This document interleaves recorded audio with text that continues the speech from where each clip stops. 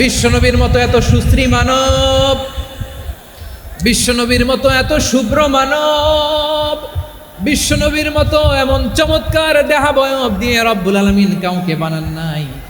এরকম চমৎকার মানুষটাকে তারা তায়েফের ওই জমিনে রক্তাক্ত করেছে। বিশ্বনবী দুনিয়ার কোনো স্বার্থের জন্য সেখানে যান নাই, নিজের কোনো লাভের জন্য, প্রাপ্তির জন্য যান নাই। তায়েফবাসীদের জাহান্নামের আগুন থেকে বাঁচাতে গিয়েছেন। খেয়ে না খেয়ে দিন প্রচারের কাজে নিজেকে দিয়েছ বিলিয়ে। তায়েফের কাফিরেরা চিনল না সে আলো, দুষ্ট ছেলেদের পিছু দিল লেলিয়ে। পাথরের আঘাতে ক্ষত বিক্ষত হয়ে সারা শরীর থেকে রক্ত ঝরে। হে রাসূল তোমাকে ভুলি আমি কেমন করে। আউযু বিল্লাহি মিনাশ শাইতানির রাজীম। বিসমিল্লাহির রহমানির রহিম। ওয়ালা তাসুব্বুল্লাযীনা ইয়াদউনা মিন দুনিল্লাহি ফায়াসুব্বুল্লাহা আদওয়ান বিগাইরি ইলম।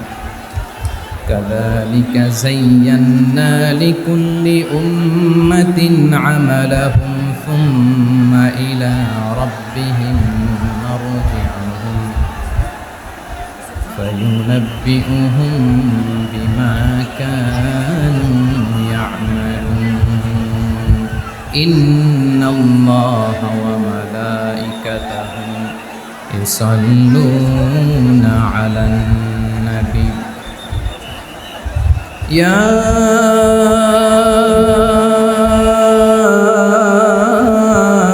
أيها الذين آمنوا صلوا عليه وسلموا تسليما اللهم صل على محمد وعلى آل محمد كما صليت على إبراهيم وعلى آل إبراهيم إنك حميد مجيد اللهم بارك على محمد وعلى آل محمد كما باركت على إبراهيم وعلى آل إبراهيم إنك حميد مجيد সকল প্রশংসার মালিককে, সকল ক্ষমতার উৎসকে। কেউ যেটা পারে না পারে কে, কেউ যেটা দেখে না দেখে কে, কেউ যেটা দেয় না দেয় কে। সে আল্লাহ রাব্বুল ইজ্জত ওয়াল জালালের দরবারে আমরা শুকর গুজার হচ্ছি। আমরা সবাই আওয়াজ করে পড়ে নিচ্ছি কালিমাতুশ শুকর আলহামদুলিল্লাহ। গলা ছেড়ে দিয়ে আওয়াজ করে, প্রিয় লালমনিরহাটের ভাইয়ের আওয়াজ করে সবাই পড়ুন রব্বানা লাকাল হামদ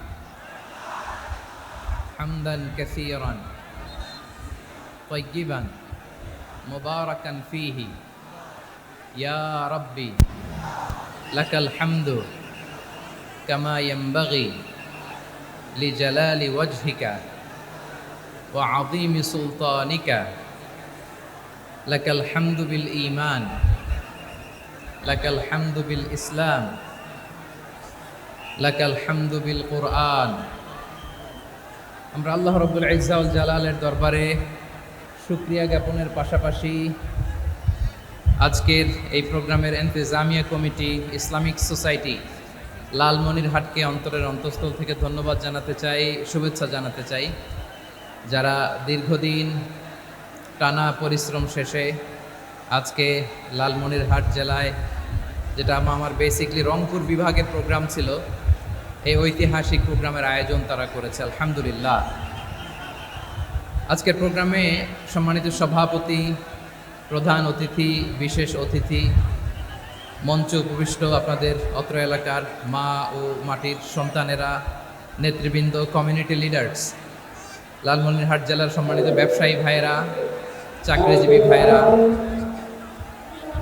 ছাত্র ভাইয়েরা, ভলান্টিয়ার্স ভাইরা এবং লালমনিরহাট জেলা স্টেডিয়ামে অবস্থানরত আমার মা এবং বোনেরা, আমি আপনাদের সবাইকে অন্তরের অন্তঃস্থল থেকে শুভেচ্ছা জানাতে চাই, ধন্যবাদ জানাতে চাই যে আপনারা এত চমৎকার একটি প্রোগ্রামের আয়োজন করেছেন। প্রিয় ভাইরা, আপনারা জানেন যে আমি প্রতি বিভাগে একবার করে সফর করছি। তো সেই সুবাদে রংপুর বিভাগের প্রোগ্রামটা আমি লালমনিরহাটে দিয়েছি এবং আমি আশ্বস্ত হয়েছিলাম যে লালমনিরহাটের প্রোগ্রাম খুবই গুছালো হবে, সুষ্ঠু হবে, শান্ত হবে। সেটার নমুনা আলামত আমি দেখতে পাচ্ছি, আলহামদুলিল্লাহ। সবাই খুবই সুশৃঙ্খল, লক্ষ লক্ষ তাওহীদি জনতা, পেছনে অনেকে জায়গা পায় নাই কিন্তু কোনো আওয়াজ নাই, সবাই দাঁড়িয়ে আছে। এলইডি স্ক্রিন আছে, আপনারা স্ক্রিনে দেখতে পাচ্ছেন, আলহামদুলিল্লাহ। আমি সবাইকে দেখতে পাচ্ছি, মাশাআল্লাহ মাশাআল্লাহ। শান্ত হয়ে আপনারা বসুন, অল্প কিছু সময় কথা বলার সুযোগ আমি পাবো। যেহেতু আমি হেলিকপ্টারে করে এসেছি, হেলিকপ্টারগুলোর আবার একটা পলিসি আছে, সানসেটের আগে, সূর্য ডোবার আগে তাদেরকে এয়ারপোর্টে আবার ল্যান্ড করতে হয়। তো এখানে 3:30টার মধ্যে আমাকে উঠে যেতে হবে। আমি যদি বারবার আপনাদেরকে থামাতে থাকি, শান্ত হতে বলি এবং এগুলোতেই যদি আমরা সময় নষ্ট করে ফেলি, তাহলে এই যে বিশাল মহাসমাবেশ, বিশাল আয়োজন, যেখানে 2-4টা আমি বার্তা দিতে চাই, এগুলো ব্যাহত হবে। লালমনিরহাটের ছেলেরা খুব ভদ্র, শান্তশিষ্ট। আসার পর থেকে আমাকে রিসিভ করা থেকে শুরু করে স্টেজে আনা থেকে শুরু করে, এবং আলহামদুলিল্লাহ তরুণ জেনজি শ্রোতাদেরকে আমি দেখতে পাচ্ছি, তারা খুবই কোঅপারেটিভ। সহযোগিতা করার, কোঅপারেট করার, অ্যাসিস্ট করার মানসিকতা আমার ভাইদের আছে, আলহামদুলিল্লাহ আলহামদুলিল্লাহ। আমি চাইবো আমরা একটু নীরব নিস্তব্ধ পরিবেশ তৈরি করার একটু চেষ্টা করব। প্রচণ্ড রোদ, আপনাদের যেমন কষ্ট হচ্ছে আমারও কষ্ট হচ্ছে। ওনারা বলেছিল স্টেজকে সরাবে, উপরে পর্দা দিবে। আমি বললাম দরকার নাই, যেই পরিস্থিতিতে আছি আমরা বসি, শান্ত হইতে হবে। এখানে আমি শান্ত হইতে বলবো, ভলান্টিয়ার্সরা মাইক নিয়ে শান্ত হইতে বলবে, আমাদের সম্মানিত উপস্থাপক উনি শান্ত হইতে বলবে। এগুলোর অপেক্ষায় না থেকে নিজ দায়িত্বে আমরা সবাই শান্ত থাকি, যাতে লালমনিরহাটের এই প্রোগ্রাম একটা ইতিহাস হয়ে থাকে বাংলাদেশে, ঠিক কিনা বলেন? যখন আমি সময় দিব, শাউট করতে বলবো, নয়েজ করতে বলবো, তখন নয়েজ করতে হবে আওয়াজ করে। আর যখন কথা বলবো তখন একেবারে চুপ থাকতে হবে, একেবারে চুপ। মাশাআল্লাহ, হ্যাঁ ঠিক আছে, একেবারে চুপচাপ থাকতে হবে। ধুলা উড়ানো যাবে না, সামনে আগানো যাবে না। নিজের সুবিধা নিরাপত্তা বুঝতে হবে। এটা কোনো রাজনৈতিক সমাবেশ না, এখানে লাফালাফি, চিৎকার চেঁচামেচি, হাত দেখানোর দরকার নাই। হাত দেখানোর পর্ব শেষ। এখানেও ঠান্ডা হয়ে গেছে, মাশাআল্লাহ, হ্যাঁ মাশাআল্লাহ। আমাদের ভলান্টিয়ার্স ভাইরা, আমাদের স্বেচ্ছাসেবক ভাইরা, আইন শৃঙ্খলা রক্ষাকারী ভাইরা অনেক চেষ্টা করতেছে, মাশাআল্লাহ, very good. I am very happy to C this scenario, মাশাআল্লাহ, আলহামদুলিল্লাহ। আমি একটু দেখতে চাই যে রংপুর বিভাগের কে কোন জেলা থেকে আপনারা এসছেন। কুড়িগ্রাম থেকে কারা এসছেন দেখি, কুড়িগ্রাম, মাশাআল্লাহ মাশাআল্লাহ। আচ্ছা, গাইবান্ধা জেলার কে আসছেন? গাইবান্ধা, হ্যাঁ মাশাআল্লাহ। ঠাকুরগাঁও অনেকে আসছেন। দিনাজপুর জেলা থেকে, মাশাআল্লাহ। নীলফামারী, ঠিক আছে, ফি আমানিল্লাহ। পঞ্চগড় অনেক আসছে। রংপুর,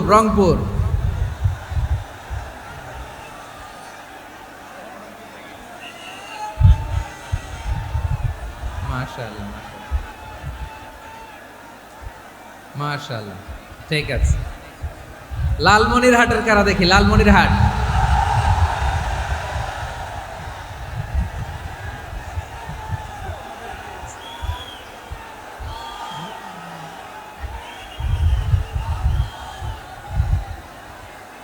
মাশাআল্লাহ মাশাআল্লাহ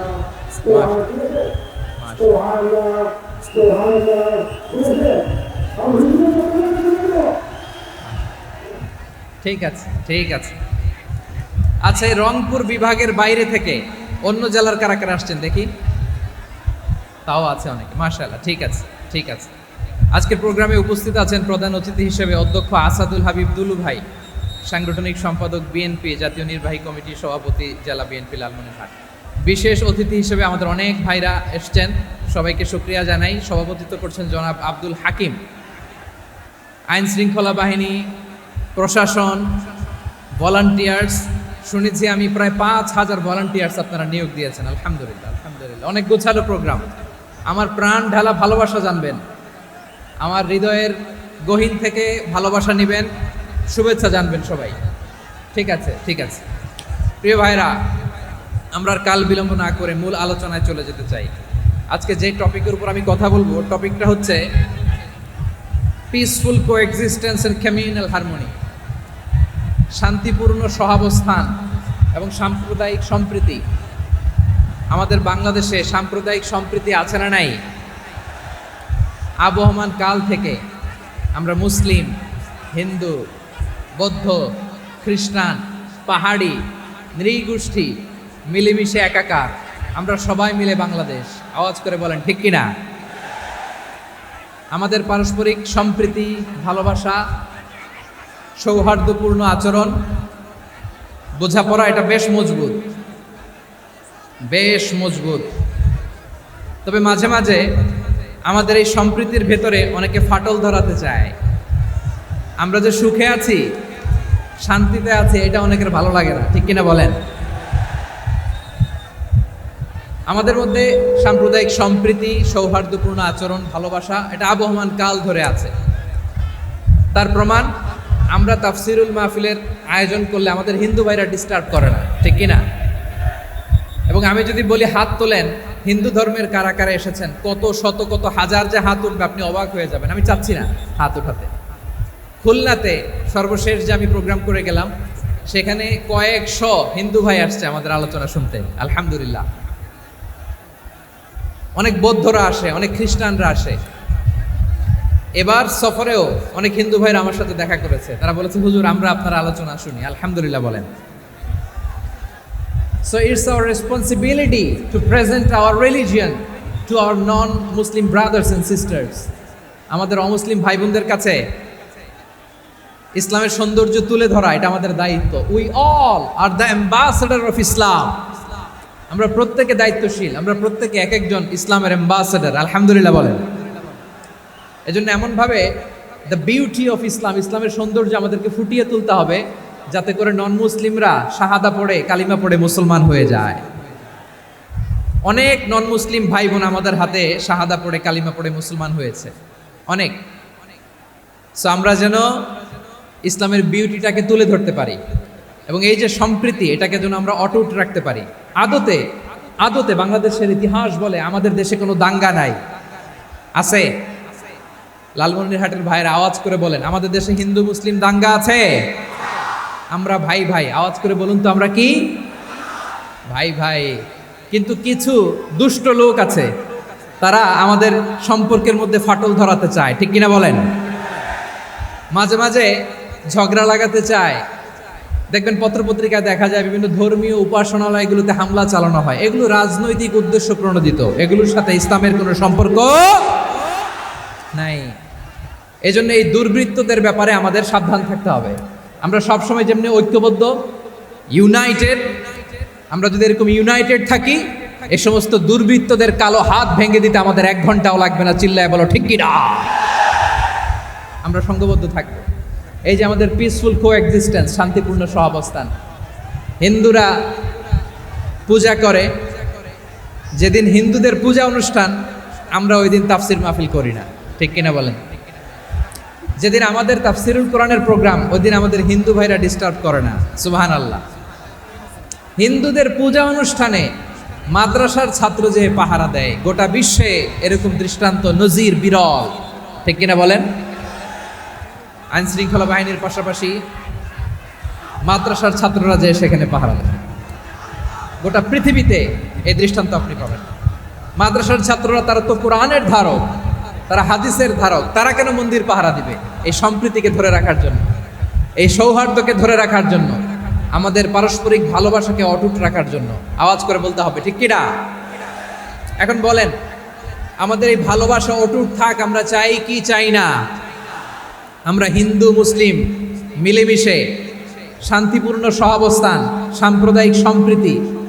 লালমনিরহাটের ভাইয়ের আওয়াজ করে বলুন, এই সাম্প্রদায়িক সম্প্রীতি আমরা চাই কি চাই না? আল্লাহ এই দেশকে তুমি বরকতময় করো, বাংলাদেশকে তুমি শান্তিময় করো। আওয়াজ করে সবাই বলেন আমিন। এই জায়গাটাতে সামান্য একটু আওয়াজ হচ্ছিল, এটাও থেমে গেছে। আলহামদুলিল্লাহ, আলহামদুলিল্লাহ। এখন একেবারে everything is in my control. মাশাআল্লাহ। ঠিক আছে, আমি মূল আলোচনায় যাই। প্রিয় ভাইরা, আমি বলেছিলাম আমার আলোচনার বিষয় হচ্ছে শান্তিপূর্ণ সহাবস্থান, সাম্প্রদায়িক সম্প্রীতি। আমরা দেখব ইসলাম আমাদেরকে কি কি দিক নির্দেশনা দেয়। শান্ত হইতে হবে।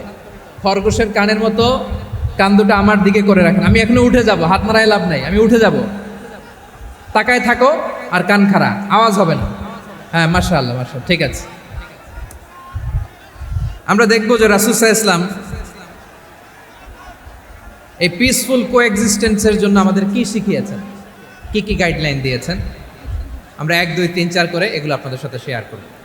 আমি আপনাদের খেদমতে সূরাতুল আনআমের 108 নম্বর আয়াত তেলাওয়াত করেছি। এখানে আল্লাহ রাব্বুল ইজ্জা ওয়াল জালাল তিনি ইরশাদ করছেন, ওয়ালা তাসুব্বুল্লাযীনা ইয়াদউনা মিন দুনিল্লাহি ফায়াসুব্বুল্লাহা আদওয়ান বিগাইরি ইলম কাযালিকা যায়্যান্না লিকুল্লি উম্মাতিন আমালাহুম সুম্মা ইলা রাব্বিহিম মারজিউহুম ফায়ুনাব্বিউহুম বিমা কানু ইয়ামালুন। রব্বুল আলামিন বলেন, গোলাম ও আমার ইমানদার বান্দারা, শোনো শোনো। ও আমার বিশ্বাসী বান্দারা, শোনো শোনো। লা তাসুব্বুল্লাযীনা ইয়াদউনা মিন দুনিল্লাহ ফায়াসুব্বুল্লাহা আদওয়াম বিগাইরি ইলম। ও আমার বিশ্বাসী বান্দারা, যারা আল্লাহকে ব্যতি রেখে, আল্লাহকে বাদ দিয়ে অন্য উপাস্যকে ডাকে, দেবীর পূজা করে, দেবতাদের পূজা করে, তোমরা খবরদার তাদের গালি দিও না। আওয়াজ করে বলেন, কি দিও না? আল্লাহ বলেন, ও বিশ্বাসীরা শোনো, যারা আল্লাহকে বেছে রেখে দেবীর পূজা করে, অন্য উপাস্যের পূজা করে, তাদেরকে ডাকে, ওই দেবতাদেরকে তোমরা গালি দিও না। যদি ওই দেবতাদেরকে গালি দাও, তাহলে ভুলবশত, শত্রুতাবশত তারা তোমাদের রব আল্লাহকে গালি দেবে। ঠিক কি না? তোমরা যদি তাদের দেবতাদের গালি দাও, ওরা রেগে তোমার আল্লাহরে গালি দিবে, তাহলে আল্লাহরে গালি খাওয়ানোর কারণ হয়ে গেলাম আমি। ঠিক কি না বলেন?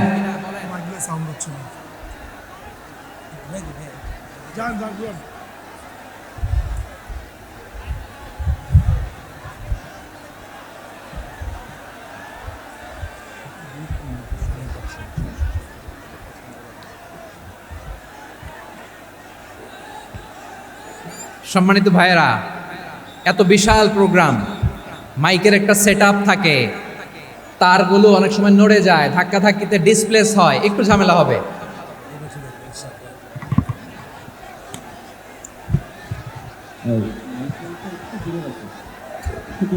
ব্যাস ব্যাস ব্যাস, হ্যাঁ ঠিক ঠিক আছে। একটু একটু সমস্যা হবে মাঝে মাঝে, আপনারা শান্ত থাকলে,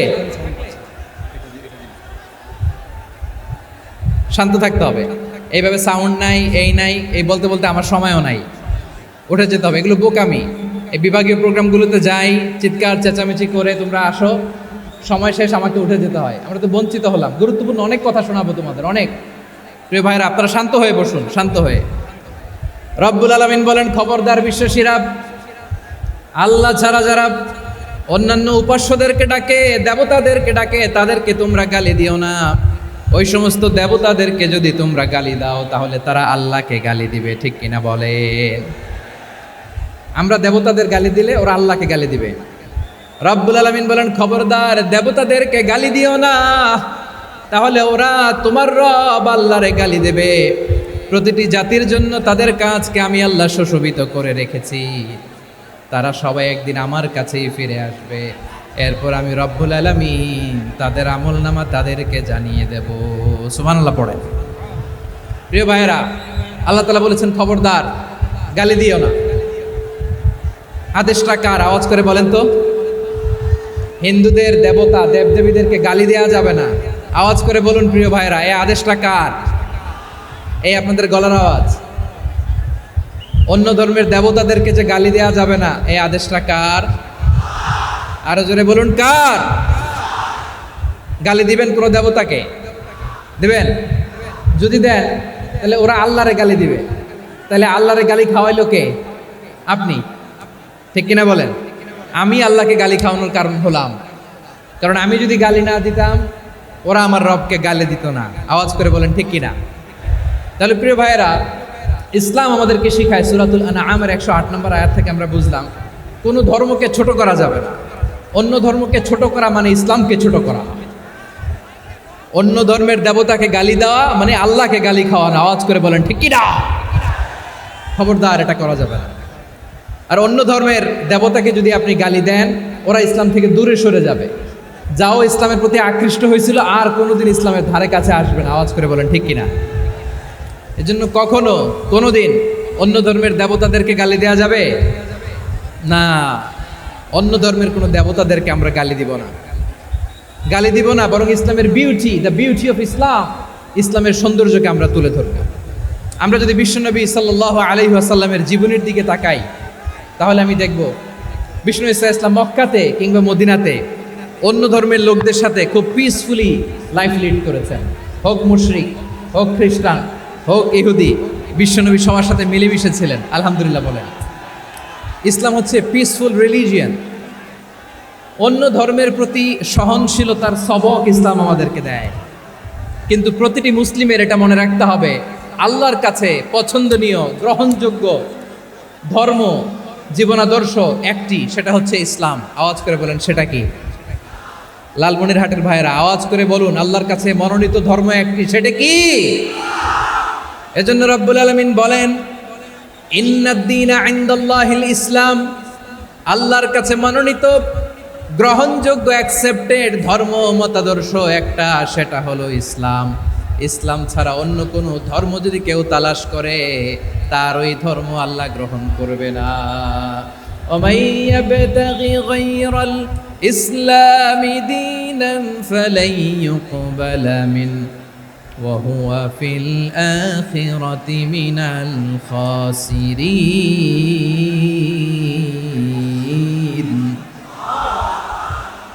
Whoever seek anything except Islam, that won't be accepted from him, and he will be loser in the day of judgment. কিয়ামতের দিন ইসলাম ছাড়া কেউ যদি অন্য কোনো ধর্ম তালাশ করেছে দুনিয়াতে, তার এই মতাদর্শ গ্রহণ করা হবে না।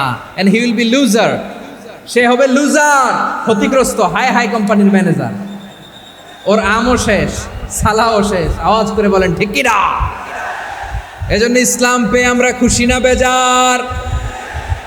প্রত্যেক নামাজ শেষে আমরা আল্লাহরে বলি, আল্লাহ রাদিতু বিল্লাহি রাব্বা ওয়া বিল ইসলামি দীনা ওয়া বি মুহাম্মাদিন নাবিয়ান ওয়া রাসূলা।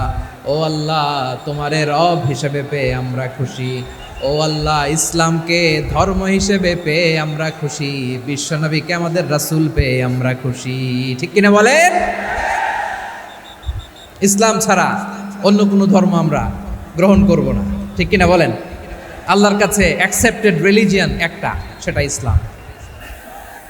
তো বিশ্বনবী সাল্লাল্লাহু আলাইহি ওয়াসাল্লাম মক্কাতে কিংবা মদিনাতে খুব পিসফুলি এক্সিস্ট করেছেন, যে কোনো ধর্মের সাথে মিলেমিশে চলেছেন। তার প্রমাণ আমরা যদি রাসূল সাল্লাল্লাহু আলাইহি ওয়াসাল্লামের বায়োগ্রাফির দিকে তাকাই, তাহলে দেখব তিনি মুশরিকদের সাথে পিস ট্রিটি করেছেন, শান্তি চুক্তি, পিস ট্রিটি, পিস এগ্রিমেন্ট।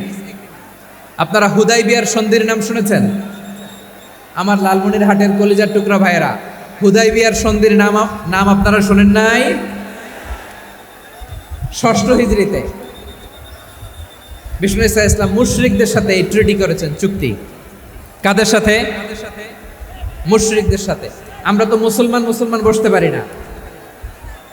আমরা দুই মুসলিম ভাই একসাথে বসে চা খেতে পারি না, গল্প করতে পারি না। বিষ্ণু ইসলাম মুশরিকদের সাথে ট্রিটি করেছেন, হুদাইবিয়ার সন্ধি।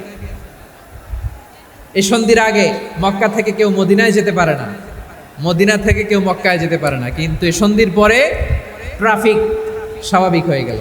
মক্কার লোকেরা মদিনায় আসতে পারে, মদিনার লোকেরা মক্কায় আসতে পারে। এটাকে বলে সুলহে Hudaibiya, the peace agreement of Hudaibiya, শান্তি চুক্তি। আমরা পৃথিবীতে এখন অনেক শান্তি চুক্তির নাম শুনি, এগুলো সব the piece treaty of Hudaibiya থেকে কপি করা। আল্লাহু আকবার। তাহলে বিশ্বনবী সাল্লাল্লাহু আলাইহি সাল্লাম তিনি যে শান্তিপূর্ণ সহাবস্থানে বিশ্বাসী ছিলেন, মুসলমানেরা যে অন্য ধর্মের প্রতি সহনশীল তার প্রমাণ হচ্ছে এই পিস ট্রিটি। শুধু তাই নয়, মাইকের সাউন্ডটা একটু বাড়াই দিতে হবে, খুব দুর্বল, একটু মজবুত করতে হবে, আর একটু ক্লিন করতে হবে, আর সবগুলা জায়গায় সাউন্ড যাচ্ছে কিনা একটু ক্রস চেক করতে হবে। হ্যাঁ, পাবেন পাবেন, দিচ্ছে mike operator, is trying his level best, দিচ্ছে। মাইক অপারেটর যিনি আছেন, প্রতিটি জায়গায় প্রতিটি সাউন্ড বক্সে যেন আওয়াজ পাওয়া যায়, একটু ক্রস চেক করেন, সাউন্ডটাকে একটু স্ট্রং করে দেন। হ্যাঁ, ঠিক আছে, মাশাআল্লাহ। এদিকে তাকান, এদিকে। মক্কার পার্ট গেল, পিস এগ্রিমেন্ট করলেন, শান্তি চুক্তি। বিষ্ণু ইসলাম মদিনায় যে কি করলেন? মদিনায় যে বিষ্ণু ইসলাম মদিনা চার্টার করলেন, মদিনা সনদ, সাহিফাতুল মদিনা, এটার বলে মদিনা চার্টার। যে ওয়েস্টে, ইউরোপে, আমেরিকাতে তারা অনেক চার্টার করে, এই সব চার্টার মদিনা চার্টার থেকে কপি করা। আওয়াজ করে পড়েন সুবহানাল্লাহ। বিষ্ণু ইসলাম মদিনায় গেলেন, মদিনাতে মুসলিম, মুশরিক, ইয়াহুদি, এই তিন ধর্মের লোক মিলে সব স্টেক হোল্ডার যারা আছে সবাইকে নিয়ে বিষ্ণু ইসলাম মদিনা চার্টার করলেন, মদিনা সনদ। পড়েন সুবহানাল্লাহ। শুধু তাই নয়, মদিনাতে যে বিশ্বনবী মদিনা চার্টার করলেন, মদিনা সনদ করলেন ইহুদিদের সাথে। আবার মদিনাতে বিশ্বনবী ইহুদিদের সাথে পিস ডায়ালগ করলেন, ইন্টারফেথ ডায়ালগ করলেন, আন্তধর্মীয় সংলাপ করলেন। যে সংলাপের মূল ভিত্তি ছিল তাওহীদ। মূল ভিত্তি ছিল কি? তাওহীদ।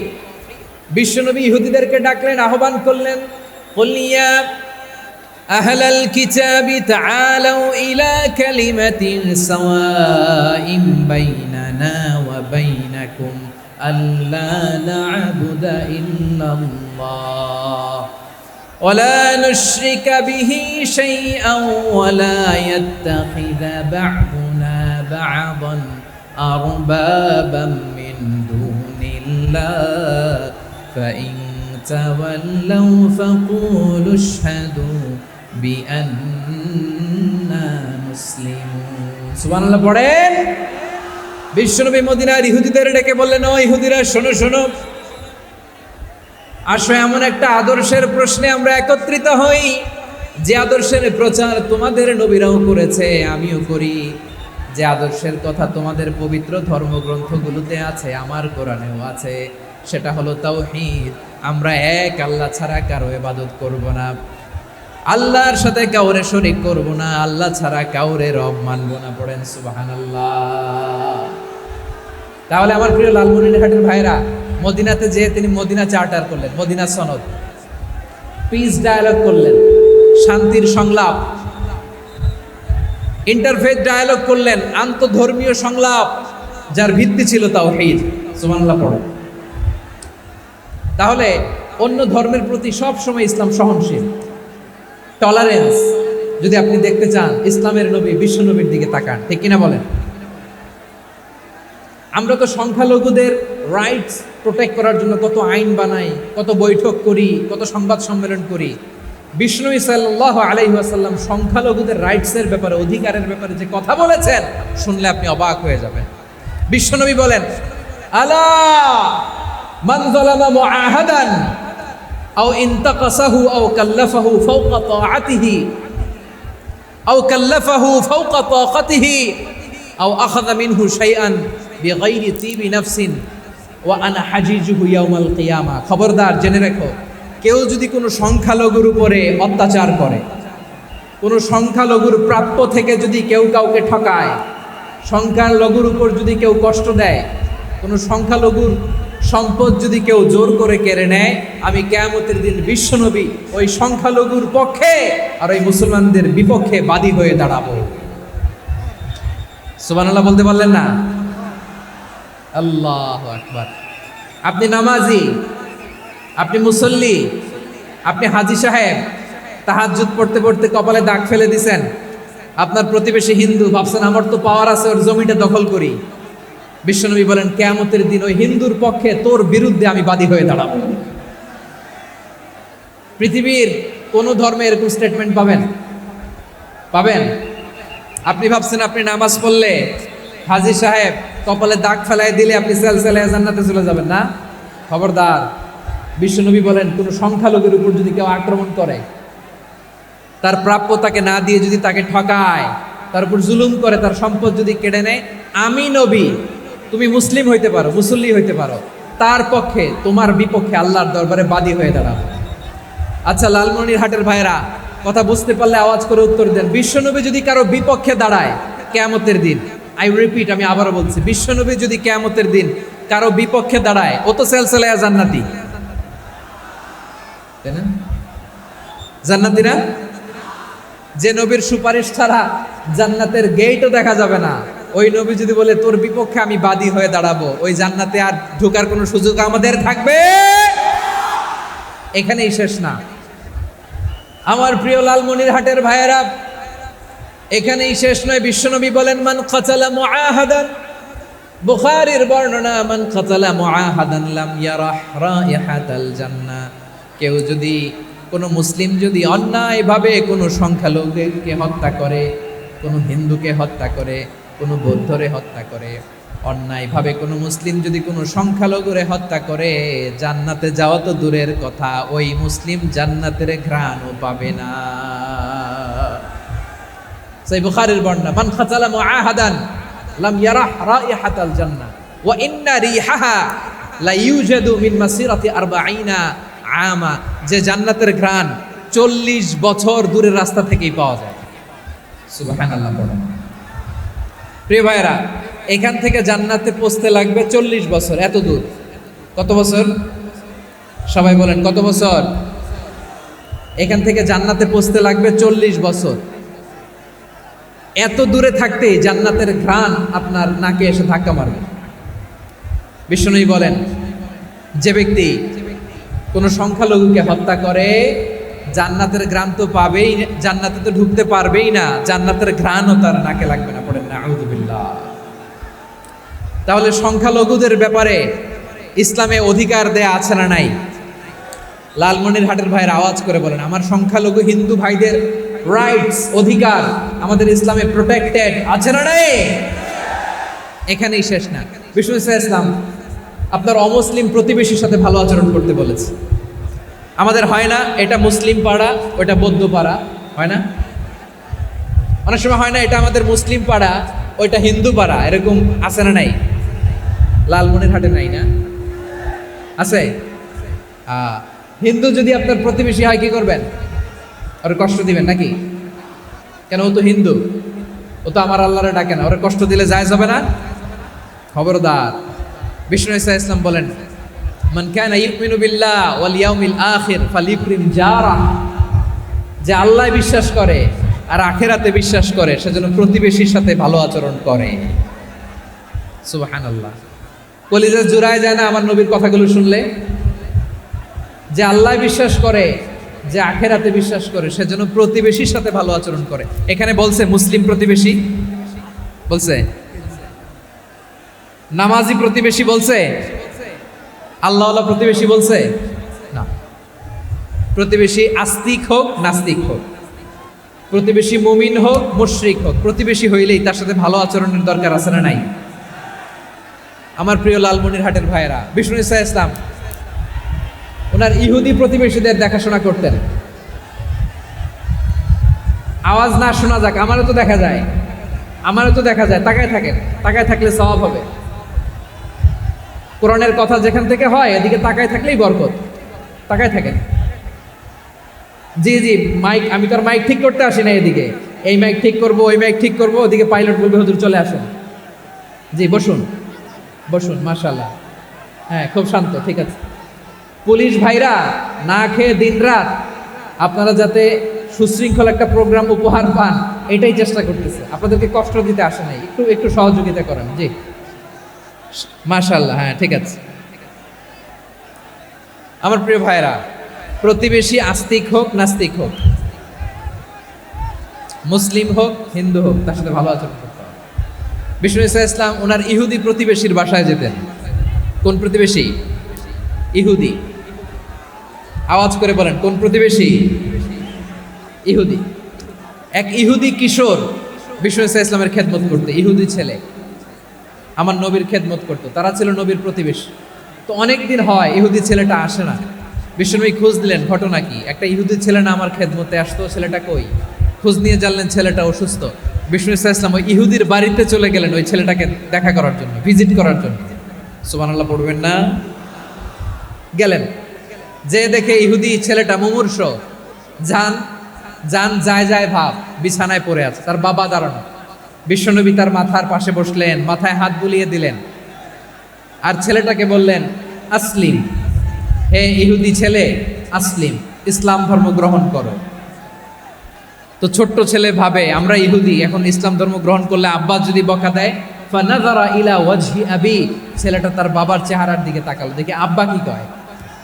আব্বা যদি বলে তাইলে ইসলাম ধর্ম গ্রহণ করবে। ইহুদি ছেলেটা তার বাবার দিকে যখন তাকালো, ওর বাবা বলে, আতি আবুল কাসিম, আবুল কাসিম যা বলে তাই করো। আবুল কাসিম হচ্ছে বিষ্ণু ঈসা ইসলামের একটা কুনিয়াত, উপনাম। আমার রাসূলের বড় ছেলের নাম ছিল কাসেম। যেমন দেখবেন আমাদের এলাকায় কারো ছেলের বড় ছেলের নাম যদি হয় আব্দুল্লাহ, এরা আব্দুল্লাহর বাপ বলে ডাকে। কারো বড় মেয়ের নাম যদি হয় ফাতেমা, এরা কি ডাকে? ফাতেমার বাপ বলে না? তো বিষ্ণু ঈসা ইসলামের বড় ছেলের নাম ছিল কাসেম। ইহুদি বাবা বলল, আতি আবুল কাসেম, আবুল কাসেম যা বলে তাই শোনো, মানে মোহাম্মদ যা বলে তাই শোনো। এই কথা শুনে ছেলে সাহস পাইছে, ছেলে আবার পড়তে আরম্ভ করলো, আশহাদু আল্লাহ ইলাহা ইল্লাল্লাহ ওয়া আশহাদু আন্না মুহাম্মাদার রাসূলুল্লাহ, পড়েন আল্লাহু আকবার। বিশ্বনবীর আহ্বান শুনে ওই আহ্বানে সাড়া দিয়ে ইহুদি ছেলে শাহাদা পড়ে মুসলমান হয়ে গেল। তার হৃদয়টারে ইমানের নূর দিয়ে আলোকিত করে দিল কে?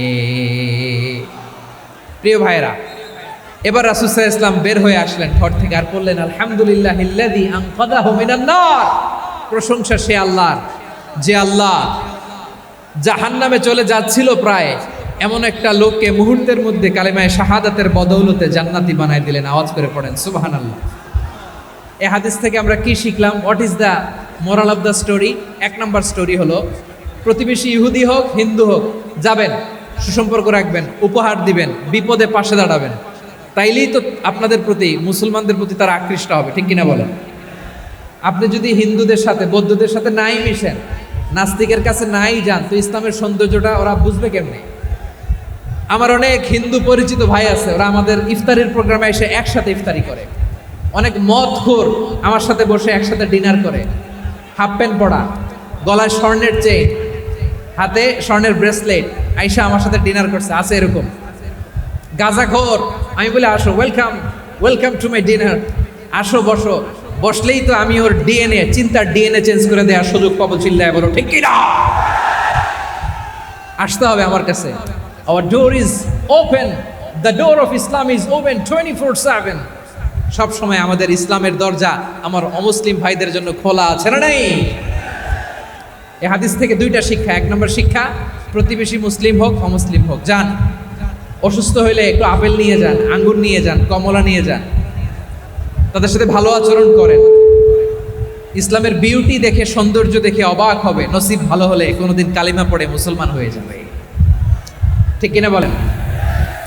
তাহলে অমুসলিমের সাথে ভালো সম্পর্ক। বিশ্বনবী ইহুদির বাড়িতে গেলেন, ইহুদির বাড়ি, আর আমার মুসলমান ভাই আমার কাফের বলে, এরকম আছে না নাই? মুসলিম মুসলিমরা দেখতে পারে না, সহ্য করতে পারে। বিশ্বনবী সাল্লাল্লাহু আলাইহি ওয়াসাল্লাম ইহুদির বাড়িতে গেলেন, এটা একটা শিক্ষা। আরেকটা শিক্ষা হলো, ভাইয়েরা ধাক্কা মেরে এসে সামনে এসে কি লাভ? প্রোগ্রাম তো শেষ হচ্ছে, এখনই শেষ হচ্ছে। তো এই যে আমাদের বকশি ভাই ওয়াদা নিল, হাত তোলালো, মিম বলে এত কথা বলল, তো আমি জেলায় জেলায় যে খালি হাত নাড়াই তোমাদের জন্য নাকি? হ্যাঁ, হাত নাড়াই শুধু, এই ধাক্কাইতে ধাক্কাইতে এদিকে এসে হাত নাড়াইতেছে। হয়েছে তো, দেখলাম তো, ঠিক আছে, মাশাআল্লাহ। অনেক সুশৃঙ্খল, অন্যান্য যে কোনো জেলার চেয়ে অনেক সুশৃঙ্খল। আমার দিকে তাকাও, আমার দিকে তাকাও। ঠিক আছে, এই যে দাঁড়িয়ে আছে, একটা ছেলে নড়ে না, দেখছেন? মাশাআল্লাহ, মাশাআল্লাহ, মাশাআল্লাহ। হ্যাঁ, এইভাবেই। আর কয়েকটা মজাদার কথা আছে, শোনো। এই হাদিস থেকে আমাদের শিক্ষা হলো, আমার প্রতিবেশী যেই ধর্মের হোক, আমি সম্পর্ক রাখবো। অসুস্থ হলে যাব, কি বলেন ভাইরা? যাবেন না? যাবেন না আপনারা? আচ্ছা, 2 নম্বর শিক্ষা হলো, বিষ্ণু ঈসা ইসলামের খাদেম ছিল ইহুদি। এতদিন খেদমত করলো, একদিনও বিশ্বনবী ওর কালিমার দাওয়াত দেয় নাই।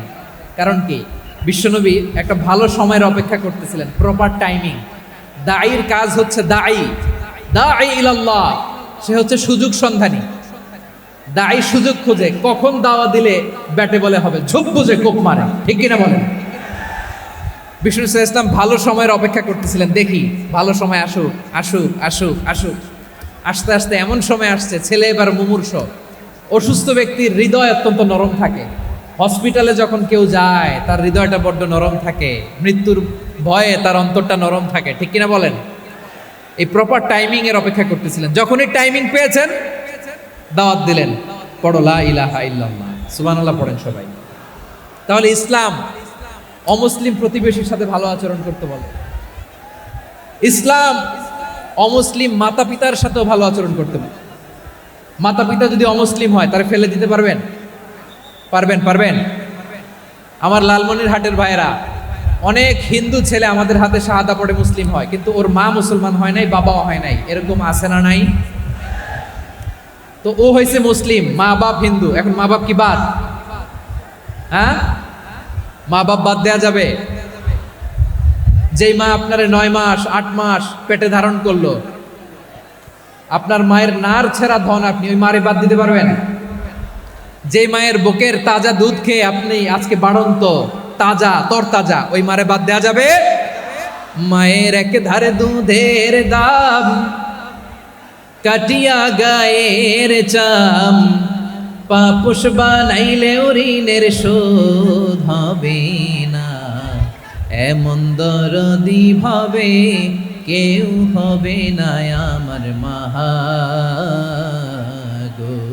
মায়ের এক ধারে দুধের দাম, কাটিয়া গায়ের চাম, পাপুষ বানাইলে ঋণের শোধ হবে না।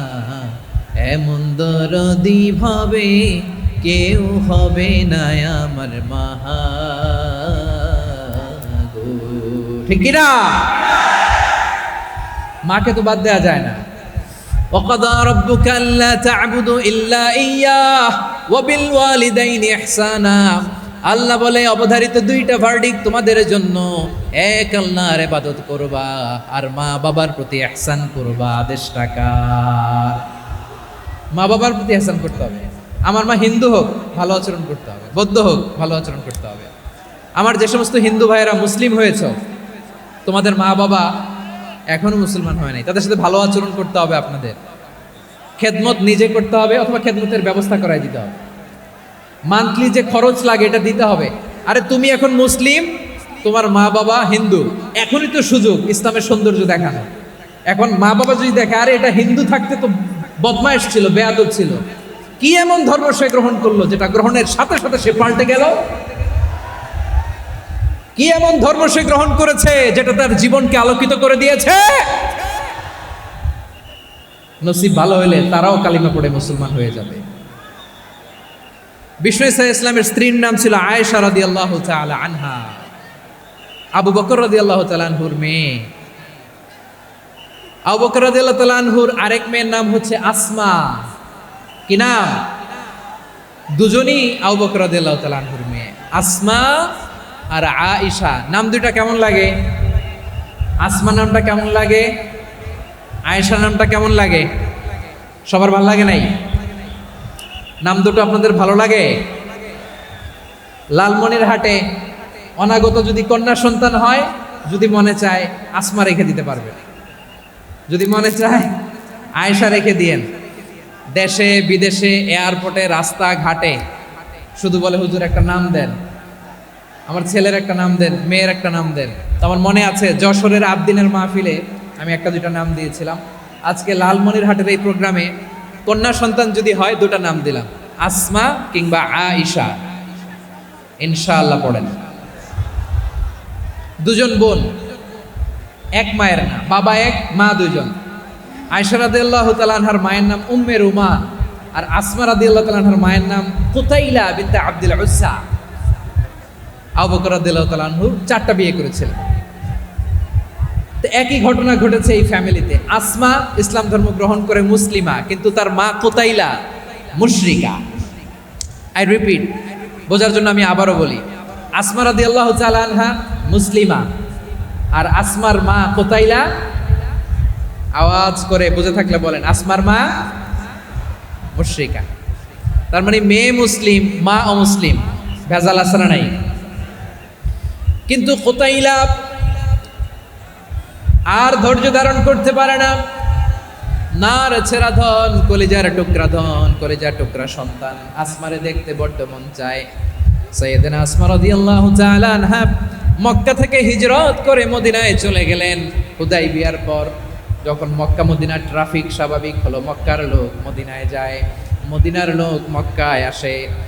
কুতাইলা কলিজার টুকরা সন্তান আসমারে দেখার জন্য কিছু উপহার নিয়ে বিশাল মরুপথ পাড়ি দিয়ে মক্কা থেকে মদিনায় যায়। সুবহানাল্লাহ বলেন।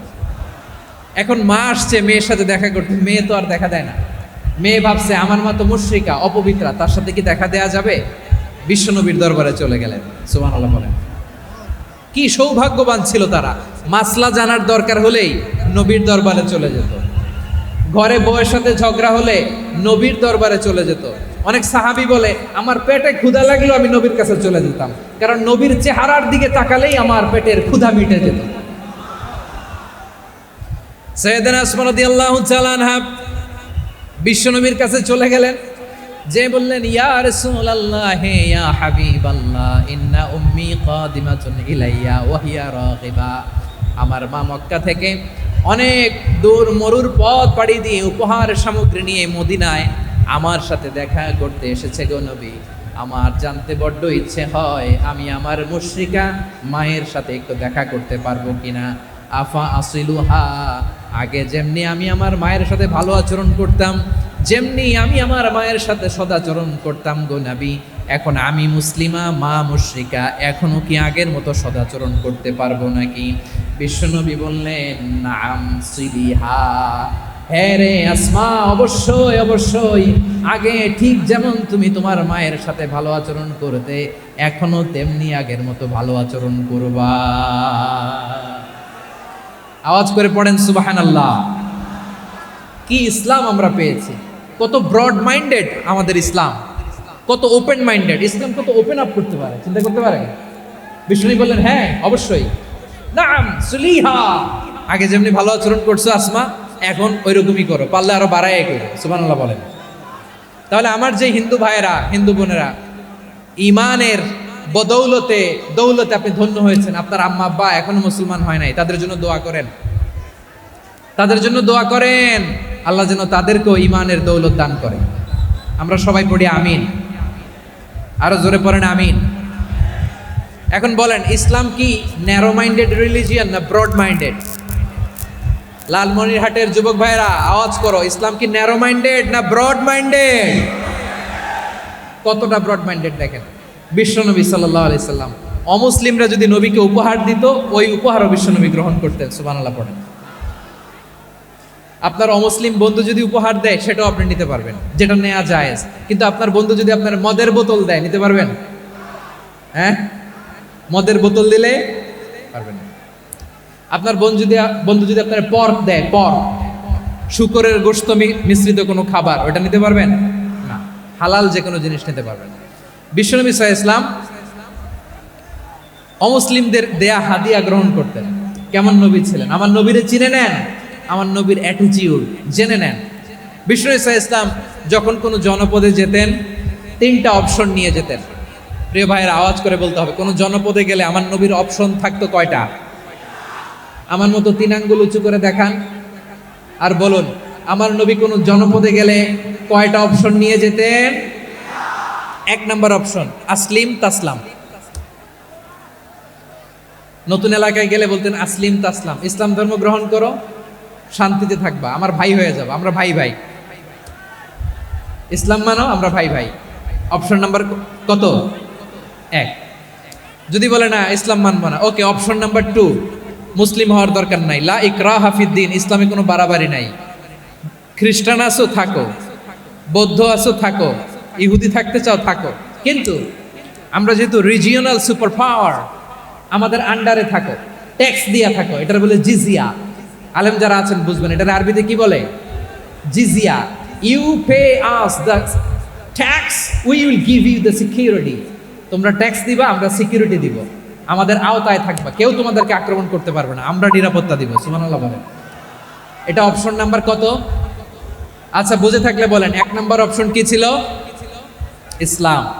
ইসলাম মানব, শান্তিতে থাকবা, ভাই ভাই, আমরা ভাই ভাই। অপশন নাম্বার 2, ট্যাক্স দাও, আমরা নিরাপত্তা দিব, মুসলিম হওয়া লাগবে না। এখন এক নাম্বারও মানে না, 2 নাম্বারও মানে না, মুসলিম হবো না, ভালো, খ্রিস্টান থাকো, ট্যাক্স দাও, আমরা সিকিউরিটি দিব না, এটাও মানি না। বিষ্ণু বলেন, তাহলে তলোয়ার আমাদের আর তোমাদের মাঝে ফায়সালা করবে। মুসলিমও হবে না, ট্যাক্স দিবা, নিরাপত্তা দিব, আমরা সুপার পাওয়ার, আমাদের আন্ডারে থাকবে, এইটাও না। তাহলে তোমাদেরকে তো আমরা বিশ্বাস করতে পারি না, কখন না কখন বিশ্বাসঘাতকতা করো, কার সাথে মিলে হাত মিলাও, তলোয়ার আমাদের মাঝে ফায়সালা করবে। তখন তিনি জেহাদের সশস্ত্র সংগ্রামের ঘোষণা দিতেন। সুবহানাল্লাহ পড়েন। দেখেন, পশ্চিমারা জেহাদকে এইভাবে চিত্রায়িত করে না, ওরা জেহাদ বলতে বোঝায় তলোয়ার, হাত কাটো, গলা কাটো না। জেহাদ সশস্ত্র সংগ্রাম 3 নম্বরে। অধিকাংশ ক্ষেত্রেই বিশ্বনবীর সুন্দর আচরণ দেখে, আরে আমার নবীর যে নুরানি চেহারা, অনেকে তো কেবল সিরেফ চেহারাটা দেখেই কালিমা পড়ে মুসলমান হয়ে গিয়েছে। যারা মুসলিম হয় নাই তারা তাদের ইসলামেই বলবৎ ছিল, ট্যাক্স দিয়ে ইসলামের আন্ডারে ছিল। যারা এটাও মানে নাই ওইটাও মানে নাই, তাদের বিরুদ্ধে জেহাদ। বিষ্ণু ইসলাম 7ম হিজরিতে যখন খায়বার বিজয়ের পরে ইসলাম রিজিওনাল সুপার পাওয়ার হিসেবে আত্মপ্রকাশ করলো, বিশ্বনবী চিঠি লিখলেন অন্যান্য সুপার পাওয়ারের কাছে, রাষ্ট্রীয় চিঠি লেখে এক রাষ্ট্রপ্রধান আরেক রাষ্ট্রপ্রধানের কাছে। ঠিক কিনা বলেন? জানেন না আপনারা? এই যে 24-এর ছাত্র নাগরিক অভ্যুত্থানে, এই অভ্যুত্থান যখন শুরু হয়, আমি তখন সাউথ আফ্রিকাতে, একটা স্ট্যাটাস দিয়েছিলাম, কোটা নয় গোটা দেশ সংস্কার করা লাগবে। শুধু বাংলাদেশ নয়, সারা বিশ্বের বাংলা ভাষাভাষী লোকেরা এই আন্দোলনের সাথে সমর্থন তারা করেছে, এটাকে সাপোর্ট করেছে, তারা সমর্থন দিয়েছে। আমাদের ইউনাইটেড আরব আমিরাতের বাংলাদেশি ভাইয়েরা, তারা সেখানে রাস্তায় নেমে এসেছিল, জানেন? ওইখানে ডেমনস্ট্রেশন করা যায় না, সেখানকার সরকার তাদেরকে যাবজ্জীবন দিয়েছিল। তখন আমাদের এই যে প্রধান উপদেষ্টা ডক্টর মোহাম্মদ ইউনূস সরাসরি G2G বলে, এটারে G2G, government to government, G2G, উনি চিঠি লিখলেন যে তাদেরকে, ইউর হাইনেস, হে সম্মানিত আমির, আপনি আমার এই চিঠির কারণে আমার সম্মানে এই 53 জন বাংলাদেশিকে মাফ করে দেন। এই চিঠির বদৌলতে বেকসুর খালাস পেয়ে গিয়েছিল আমাদের ভাইরা। জানেন না এই ঘটনা আপনারা? তাহলে গভর্নমেন্ট টু গভর্নমেন্ট চিঠি দেওয়া হয়। 7ম হিজরিতে বিষ্ণু ইসলাম সব সুপার পাওয়ারের কাছে চিঠি দিলেন, রোমান সম্রাটের কাছে, পারস্য অধিপতির কাছে, মিশরের অধিপতির কাছে, সবার কাছে চিঠি লিখলেন। চিঠির ভাষা ছিল এরকম, মিন মুহাম্মাদিন রাসূলিল্লাহ ইলা মুকাওকিস আযীমিল কিবত, মুহাম্মদ রাসূলুল্লাহর পক্ষ থেকে মিশরের বাদশার কাছে, আসলিম তাসলাম, ইসলাম মানো, শান্তিতে থাকবা, সালামুন আলা মান ইত্তাবাআল হুদা, শান্তি তার জন্য যে হেদায়েতের অনুসরণ করে। সুবহানাল্লাহ পড়েন। তো এই চিঠি অনেকে ভালোভাবে রিসিভ করেছে, অনেকে এই চিঠি পাওয়ার পরে নবীর কাছে আবার ইন রিটার্ন উপহার পাঠিয়েছে। কি পাঠিয়েছে? উপহার। মিশরের বাদশা মুকাওকিস, তিনি বিশ্বনবীকে বিশাল এক উপহারের ডালি পাঠিয়েছেন। মিশরের বাদশা মুকাওকিস ছিলেন ধর্মে খ্রিস্টান। লালমনিরহাটের ভাইয়েরা আওয়াজ করে বলেন, মিশরের বাদশা ধর্মে কি ছিল? খ্রিস্টান। কি উপহার দিয়েছিল আমার নবীকে? শুনতে মনে চায়? আওয়াজ নাই লালমনিরহাটের গলায়, শুনতে মনে চায়? 1000 স্বর্ণ মুদ্রা, 1000 স্বর্ণ মুদ্রা।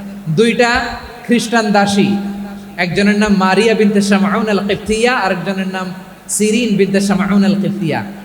একজন খ্রিস্টান দাস 20 থান কাপড় জামা বানানোর জন্য, আমরা নবী যেন সেলাই করে জামা বানাতে পারে এজন্য 20 থান কাপড়, 20 থান ফাইন গার্মেন্ট, সুবহানাল্লাহ পড়বেন না?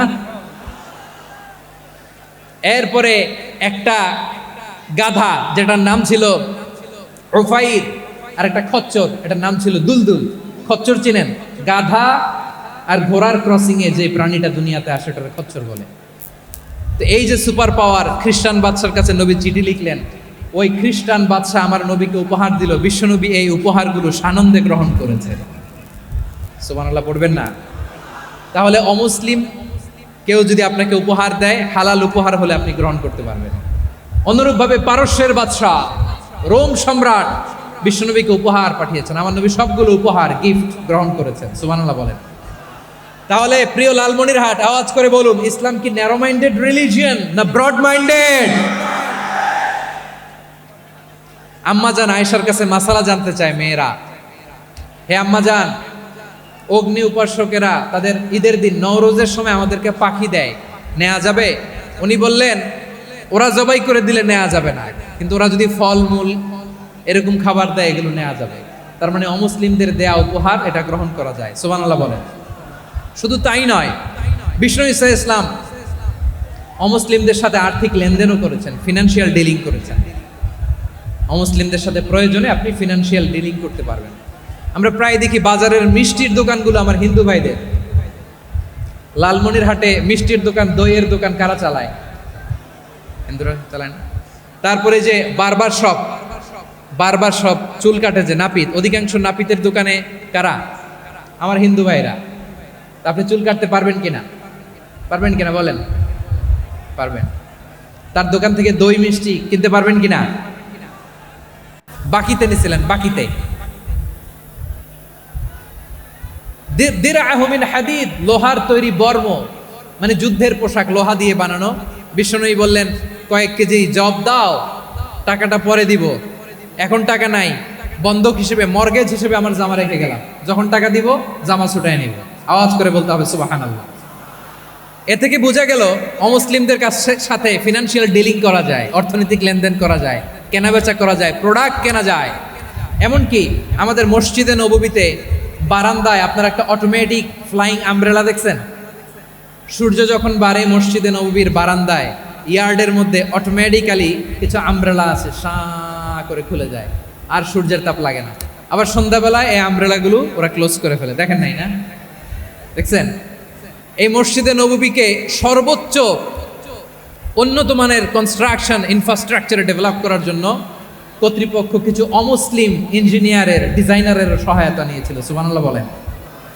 কোন দলিলের ভিত্তিতে? এই দলিলের ভিত্তিতে যে বিষ্ণু ঈসা ইসলাম অমুসলিমদের সাথেও লেনদেন করেছেন। আওয়াজ করে বলতে হবে আল্লাহু আকবার। শুধু তাই নয়,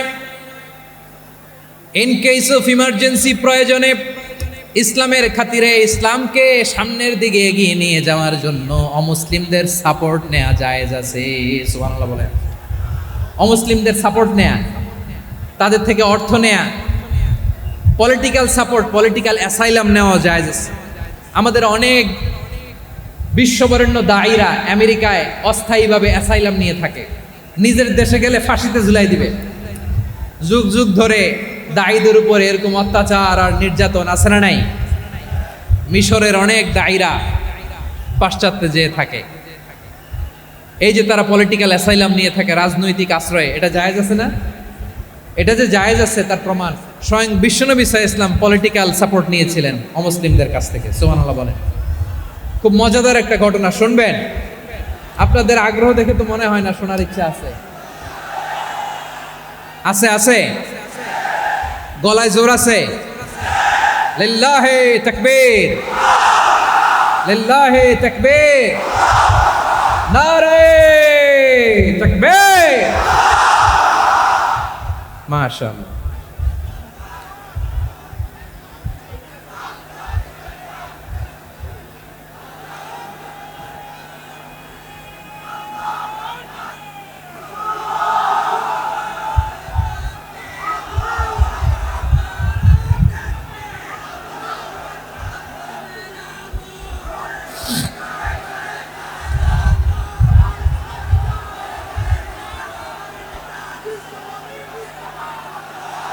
মাশাআল্লাহ মাশাআল্লাহ। থামুন থামুন আমার ভাইরা, বিশ্বনবীর বয়স তখন প্রায় 51 বছর। কত বছর? বিশ্বনবীর সবচেয়ে কাছের মানুষ খাদিজা রাদিয়াল্লাহু তাআলা আনহা ইন্তেকাল করেছেন। বিশ্বনবী বড্ড কষ্ট পেলেন, হৃদয়টা ভেঙে খান খান। যিনি ঘরের ভেতরে বিশ্বনবীকে সান্ত্বনা দিতেন, ভালোবাসা দিতেন, বাইরে গেলে কুরাইশরা বকাঝকা করে, অত্যাচার করে, কিন্তু আম্মাজান খাদিজা রাদিয়াল্লাহু তাআলা আনহা ঘরটারে এমন শান্তির নীর বানায় রেখেছেন, এই ঘরের ভিতরে ঢুকলে বিশ্বনবীর কলিজাটা ঠান্ডা হয়ে যেত। এজন্য রব্বুল আলামিন বলেন, খাদিজা, ও আমার বান্দি খাদিজা, জান্নাতে এমন স্পেশাল একটা ঘর আমি তোমার জন্য রেডি করে রেখেছি। ওই ঘরের মধ্যে কোনো আওয়াজ নাই, ওই ঘরের মধ্যে কোনো নয়েজ নাই, ওই ঘরে কোনো বিশৃঙ্খলা নাই। কারণ মক্কার জমিনে আমার নবী কুরাইশদের বিশৃঙ্খলা, নয়েজ আর ঝামেলাগুলোকে উপেক্ষা করে যখন তোমার ঘরের ভিতরে ঢুকতো, ঘরটারে তুমি শান্তির নীর, ঠান্ডা, নীরব, নিস্তব্ধ, নিঝুম আর শান্তির নীর বানিয়ে রেখেছো। এজন্য জান্নাতে স্পেশাল একটা শান্তির নীর আমি তোমারে উপহার দেব। ওই প্রিয়তমা স্ত্রী খাদিজা ইন্তেকাল করলেন, বিশ্বনবীর হৃদয় ভেঙে খান খান। আবার ওনার চাচা আবু তালেব ইন্তেকাল করলেন, যিনি পলিটিক্যাল শেল্টার দিতেন নবীকে। কে দিতেন? আবু তালেবের ভয়ে, বিশ্বনবীর এই চাচার ভয়ে কোনো মুশরিক নবীর গায়ে হাত দেওয়ার সাহস পায় নাই। এখন স্ত্রীও নাই, চাচাও নাই, নবীকে আশ্রয় দেওয়ার কেউ নাই, নবীর চারদিকে অন্ধকার। নবী এখন কই যাবেন? আমার পেয়ারা নবী নতুন স্টেশন খুঁজতেছেন, নতুন দাওয়াতি প্ল্যাটফর্ম খুঁজতেছেন। তিনি যায়েদ বিন হারেসা রাদিয়াল্লাহু তাআলা আনহুকে নিয়ে মক্কার পাশের একটা নেইবরিং সিটি তায়েফে চলে গেলেন। কোথায় চলে গেলেন? লালমনিরহাটের ভাইয়ের আওয়াজ করে বলেন, কোথায় গেলেন? তায়েফে চলে গেলেন দিনের দাওয়াত দেওয়ার জন্য। কি দেওয়ার জন্য? নাকি জমি কিনতে গেছিলেন? জমি কিনতে, দুনিয়ার যশ খ্যাতির জন্য, নিজের কোনো লাভের জন্য? তায়েফবাসীদেরকে জাহান্নামের আগুন থেকে বাঁচানোর জন্য। আওয়াজ করে বলতে হবে, ঠিক কিনা? বিশ্বনবী বিশাল মরুপথ, পাহাড়ি পথ পাড়ি দিয়ে তায়েফের মরুজমিনে গেলেন কোরআনের দাওয়াত নিয়ে, ইমানের দাওয়াত নিয়ে। কিন্তু তায়েফের লোকেরা বিশ্বনবীর দাওয়াতকে শুধু প্রত্যাখ্যান করেই থামে নাই, তারা বিশ্বনবীর সাথে অত্যন্ত খারাপ আচরণ করেছে, বিশ্বনবীকে শারীরিকভাবে হেনস্থা করেছে, আমার নবীকে শারীরিকভাবে অত্যাচার